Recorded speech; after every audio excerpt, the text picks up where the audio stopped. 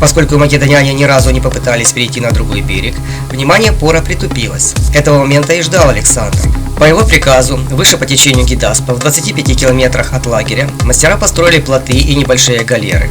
Там они были скрыты от наблюдателей Пора, расположенным посреди реки островом. Форсирование реки должно было состояться ночью, в обстановке строгой секретности. Речная флотилия сначала перевезла воинов на остров, а уже оттуда они переправлялись вброд. Когда на утро гроза стихла, Александр уже выстраивал отряд в боевой порядок на другой стороне Гидаспа. Пор, которому обо всем доложили, понял, что Александр перехитрил его и решительно повел свое войско на противника. У переправы он оставил небольшой отряд с несколькими слонами, чтобы не позволить кратеру ударить ему в тыл. В передней линии своего войска Пор расположил боевых слонов, которые должны были прорвать строй македонской фаланги, а в интервалах между слонами поставил пехоту. На своих флангах Пор развернул кавалерийские части и колесницы. Сражение начал Александр, приказав конным лучникам обстреливать индийские колесницы. Колесницы были уязвимыми целями, и Пор решил прикрыть их с фронта своими кавалерийскими частями.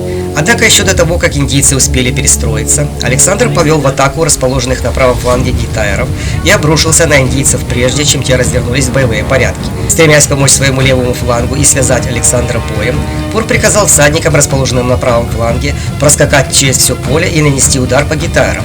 Это заметил один из кавалерийских командиров Александра Кен.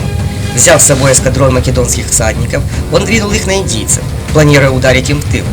У Кена получилось перехватить их на подходе к всадникам Александра. На помощь пришел Александр, разгромивший в то время левый фланг индийцев.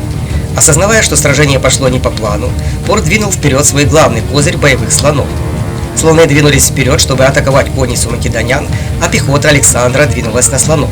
Слоны врывались в ряды пехоты, поворачивались, и в этом месте плотный строй македонцев сильно редел. Несмотря на то, что македоняне пускали в слонов множество стрел и дротиков, массивные животные врубились в ряды фаланги, сметая все на своем пути.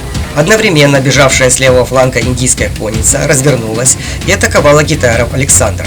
В центре происходил кавалерийский бой, а по обе стороны от него македоняне с трудом сдерживали натиск слонов Пора. Восстановив, насколько было возможно, строй, фалангиты разили слонов своими длинными копьями, а легковооруженные пехотинцы целились в погонщиков. Обезумев от боли и потеряв управление, многие из слонов разворачивались и начинали топтать индийские войска. Захватив инициативу на поле боя, македонская фаланга двинулась вперед, уничтожая на пути всякое сопротивление. Вскоре оставшиеся в живых слоны пустились в бегство, а конница Александра окружила войско индов. Через некоторое время армия Пора, понеся значительные потери, обратилась в бегство. Многие индийцы стремились добраться до своего лагеря, но там их ждали воины кратера, которые уже пересекли Гидасп и перехватывали беглецов.